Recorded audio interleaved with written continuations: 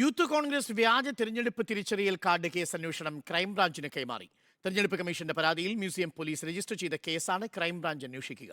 Crime branch DIG V ജയനാഥിന്റെ നേതൃത്വത്തിലുള്ള പ്രത്യേക സംഘത്തിനാണ് അന്വേഷണ ചുമതല. Reporter big impact. വ്യാജ തെരഞ്ഞെടുപ്പ് തിരിച്ചറിയൽ കാർഡ് കേസിൽ ലോക്കൽ പോലീസിന്റെ പരിമിതി മനസ്സിലാക്കിയാണ് അന്വേഷണം ക്രൈംബ്രാഞ്ചിന് കൈമാറിയത്. തെരഞ്ഞെടുപ്പ് കമ്മീഷന്റെ പരാതി മാത്രമാണ് ആദ്യഘട്ടത്തിൽ അന്വേഷിക്കുക. വൈകാതെ മറ്റു കേസുകളും ക്രൈംബ്രാഞ്ച് ഏറ്റെടുക്കും. ക്രൈംബ്രാഞ്ച് DIG വി ജയനാഥിന്റെ നേതൃത്വത്തിലുള്ള പ്രത്യേക സംഘത്തിനാണ് അന്വേഷണ ചുമതല. SP ജയശങ്കറിന്റെ മേൽനോട്ടത്തിൽ DYSP ജലീൽ തോട്ടത്തിൽ കേസ് അന്വേഷിക്കും.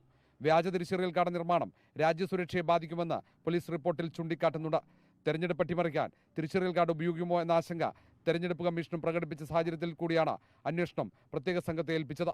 യൂത്ത് കോൺഗ്രസ് സംഘടനാ തെരഞ്ഞെടുപ്പിൽ സംസ്ഥാന വ്യാപകമായി വ്യാജ തിരിച്ചറിയൽ കാർഡുകൾ നിർമ്മിച്ചതായാണ് പോലീസ് കണ്ടെത്തൽ. പത്തനംതിട്ട ജില്ലാ വൈസ് പ്രസിഡന്റ് MJ രഞ്ജു ഉൾപ്പെടെ 7 പേരെ പ്രതി ചേർത്താണ് പോലീസ് കേസ്. ഇതിൽ 5 പേരെ പോലീസ് അറസ്റ്റ് ചെയ്തു. CR കാർഡ് ഉൾപ്പെടെ വിവിധ ആപ്ലിക്കേഷനുകൾ ഉപയോഗിച്ച് വ്യാജ തിരിച്ചറിയൽ കാർഡുകൾ നിർമ്മിച്ചെന്നും കണ്ടെത്തിയിട്ടുണ്ട്. കാസർഗോഡ് ഈസ്റ്റ് എളേരി മണ്ഡലം വൈസ് പ്രസിഡന്റ് ജെയ്സൺ മുകളേലിന്റെ നേതൃത്വത്തിലാണ് ആപ്പ് നിർമ്മിച്ചത്.